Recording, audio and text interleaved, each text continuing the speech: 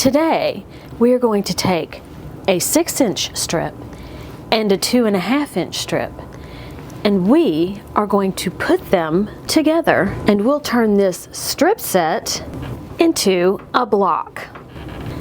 I'm going to show you how. Hi everybody, it's April, and I am in my craft room, and I have been collecting charm square packs as of lately, and I got a new book showing me how I can use these charm squares in quilt patterns. And the first thing it says is, from each charm square, cut 2 rectangles. A charm square is a 5-inch square. Why do I want to cut it down smaller? So I decided, let's see if I can find some larger pieces of fabric to create this same design. I'll put the design up here. And in order to protect the innocent, sweet charm square pattern writer, I'm not going to go into who wrote this book, because my mother would love it. I, on the other hand, not so big into itty bitty teeny tiny pieces. So this is what I came up with. So looking at the pattern, what I have done is going to look very familiar. Just so happens the pattern was made from an ombre print, just like this. But these are strips, not charm squares.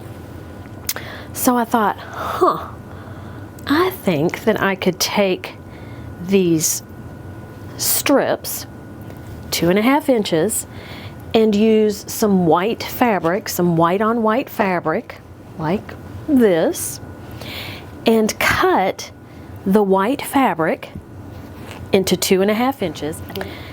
And then I could put the two together and then cut 5-inch squares. Right? Made sense to me. And then after I put them together, I thought, maybe instead I could cut 10-inch squares. This is my first iteration.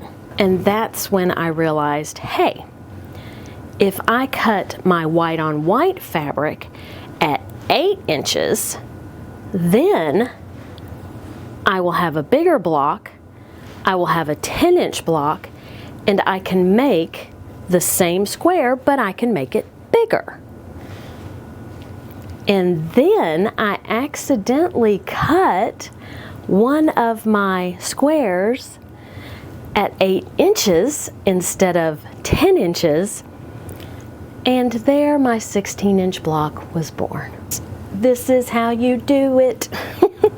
So I need 16 width of fabric, 2.5-inch strips. I will also need 16 6-inch strips of the white on white fabric.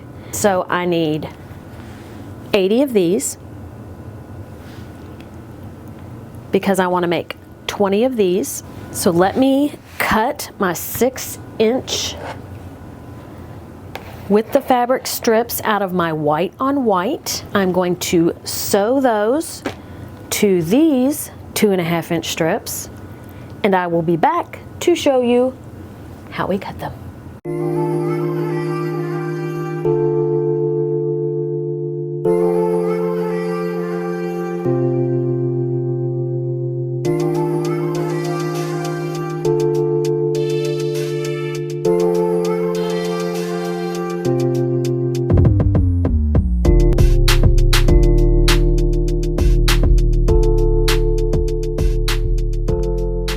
As you can see, I have sewn all of my 2.5-inch strips to my 6-inch white on white strips. So now I need to subcut them into 8-inch blocks. Now here I have 4 of my strips stacked on top of one another, but if you can see, I don't directly stack them one on top of the other. I put one down and then go down a little because I don't want all of these seams right on top of each other. I want them to be spread apart so that the cut is not so hard. Seeing these scraps makes me think of something that I have decided to do. When I am doing a project, I always have scraps left over. I hate to get rid of them, so now I have drawers of scraps, boxes of scraps, scraps, and more scraps. I know there are quilters out there who love scraps, and I'm hoping that there are some of those quilters who are watching this video, because I am going to give away the scraps from this project.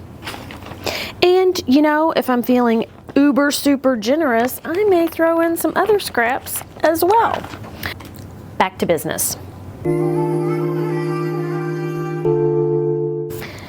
Now I have 5 of each of this strip color block. All right, so here's a blue, here's a blue, here is a blue,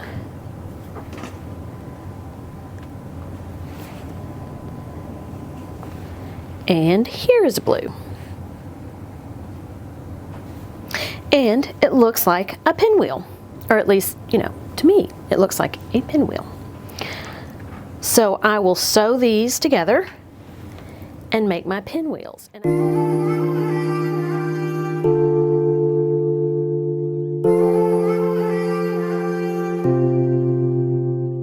So I just want to take a couple minutes to do some shout outs.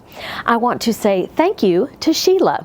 She shared her beautiful flannel baby quilt, and she used one of the patterns that I used in order to make it. It is adorable. Thank you for sharing it. GT White, thank you, I think, for telling me about the largest shop hop in the United States. I really wish I could go, but I can't. I think there were like 39 quilt shops, and it's out in the West. One day though, one day. And please keep sending me pictures of Goose. I love Goose. He is adorable. Carol, you've got Oliver's twin. I opened the picture and I'm like, oh my goodness, that's Oliver. Your guy is so pretty. He's just like Oliver. And I'm sure he's just as sweet as Oliver is. Please keep sending me pictures of Buddy. Okay, that's it for the shout outs. Now, one more thing. I'm going to put a link to a Google form. Hopefully it will work correctly. And I have one question in there, real easy to answer, and you just include your email. And then I will dump those into a spreadsheet and do a random number generator and pick who gets these lovely scrap bags. So there will be 2 winners. I'll have a winner for this one, which is from the Snowball quilt, and then I'll have a winner from this one, which is a mixture actually of the Easy Quilt top and the quilt top that I am going to show you now. I really like this. I love the secondary pattern, and actually I think my favorite blocks are the ones that have the different colors in them, like here and here and here. I just really like it. So now I have 2 things. 1, do I put a border on it, and what kind of border would I put on it? I almost don't want to put a border on it. I'm thinking I just need to quilt it and put some kind of binding. Let me know your opinion in the comments below. Thank you for watching. Have a great day. Eat some chocolate and be kind to everyone. Until next time, bye.